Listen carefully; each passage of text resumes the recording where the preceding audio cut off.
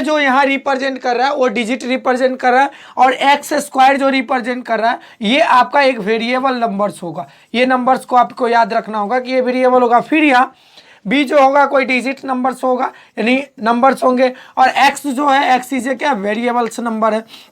दूसरा सी क्या होता है बाबू, कांस्टेंट होता है। तो ये आपको ये कांस्टेंट भी समझना होगा और वेरिएबल भी समझना होगा।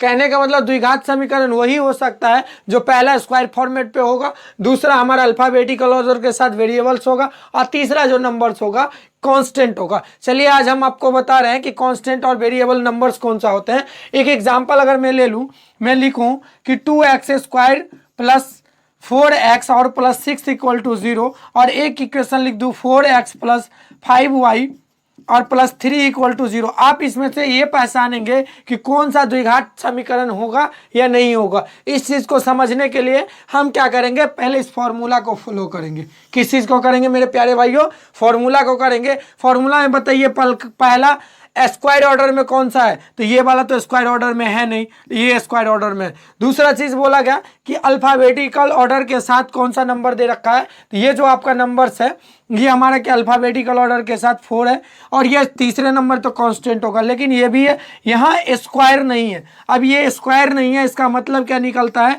कि ये हमारा जो है वो द्विघात समीकरण नहीं है, इनइक्वालिटी इक्वेशन नहीं है। लेकिन जो दूसरे वाले जो हम नंबर लिए हैं, कहने का मतलब पहला वाला जो इक्वेशन लिए ये हमारा द्विघात समीकरण है। चलिए अब द्विघात समीकरण का आपको हम फॉर्मूला बता दें जरा क्या होता है, इसको जरा समझिएगा कि द्विघात समीकरण हम कैसे सॉल्यूशन करेंगे, किस तरह होगा।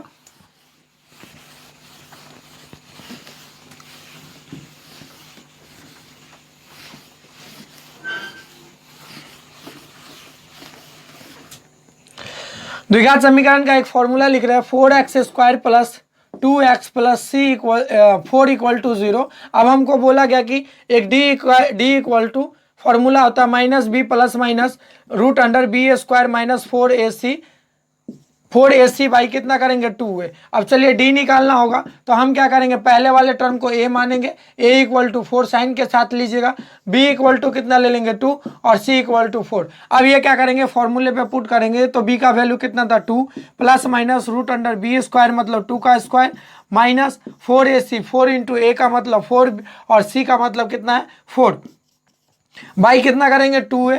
2 इंटू a का वैल्यू कितना हो गया भाई साहब 4 दे रखा है। अब मैं इसको सॉल्यूशन करूंगा तो कितना हो जाएगा -2 प्लस माइनस रूट अंडर 2 का स्क्वायर करूंगा तो कितना हो जाएगा भाई 4 और प्लस सॉरी माइनस प्लस और कितना हो गया 4 4 जा 16 4 चौका 16 16 चौका कितना हो गया 64 बाई कितना करेंगे 8।